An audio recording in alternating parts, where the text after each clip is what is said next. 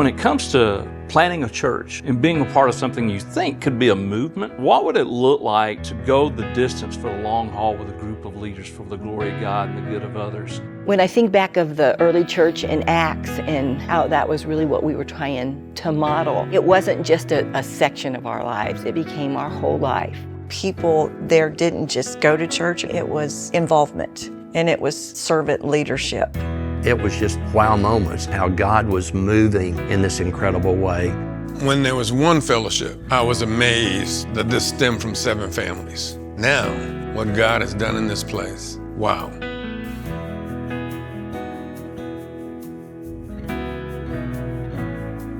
I get a phone call from Robert Cupp, and Robert said, is there any chance that you and Ann could meet Carolyn and me for dinner? We want to talk to you about something. So we agreed to meet at a Chinese restaurant in Springdale, Arkansas, Halloween, October 31st, 1983. He and Carolyn looked like they're going to be moving to North Little Rock to help start a fellowship church. And then Robert gets out his faithful napkin and he starts writing names on there. And we came up with, besides the 2 of us, 5 couples that we thought would be interested in being a part of this movement called Fellowship. We would have community group at our house.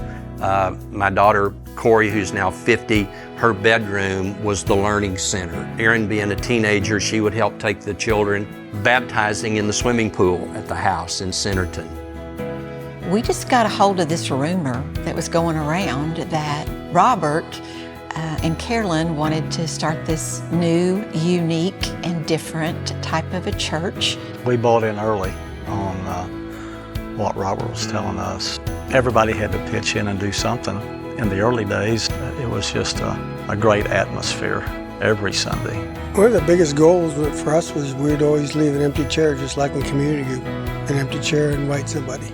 Being with fellowship, everything was revolved, not purposely growing, but being available for people to come and visit. You know, I played in the band for years and years, almost 8 years on the road, and did a lot of audio work and stuff like that. So when I came to Fellowship, Mickey and I worked through and bought a sound system, and I ran it every week. For years and years and years, I was here every single Sunday about 6 in the morning, running front of house audio.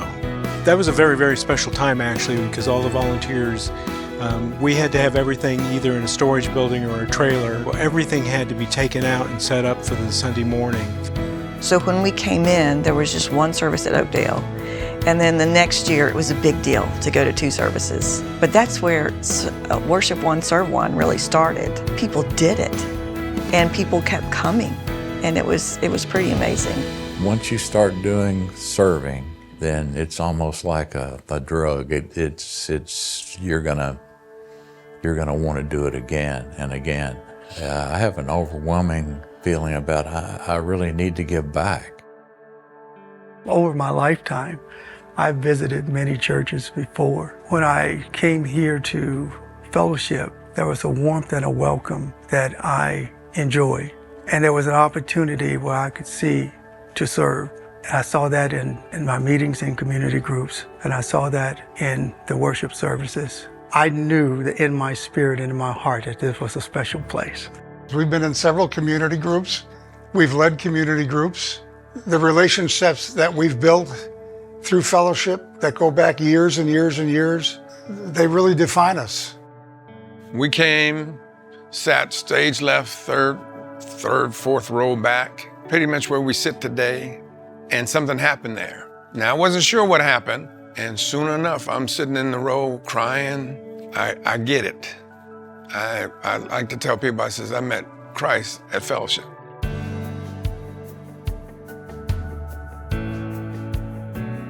When you see God at work, changing people's lives, there's nothing more exciting than that. There are times even now that I'll find myself wiping tears as I see all the young people coming in with their children and all, and see what God is doing in families here. And it's just like, wow, God, thank you that you would allow me, that you would allow my family to be a part of this. Greetings, Fellowship Bible Church. Congratulations on your 40th anniversary. Congratulations, Fellowship, on 40 years of effective ministry. In all my years of travel and ministry, I'm not sure I've ever seen a more healthy or well-balanced church like Fellowship. May God bless your ministry to an even greater extent in the days ahead. Know that you're loved by many, especially by me and the team here at DTS. Happy 40th anniversary, Fellowship. Hey there, Fellowship Bible Church, Northwest Arkansas. Congratulations on 40 years. It's a testimony to the grace of God, and everybody at Dallas Theological Seminary is rejoicing. We love you. Congrats.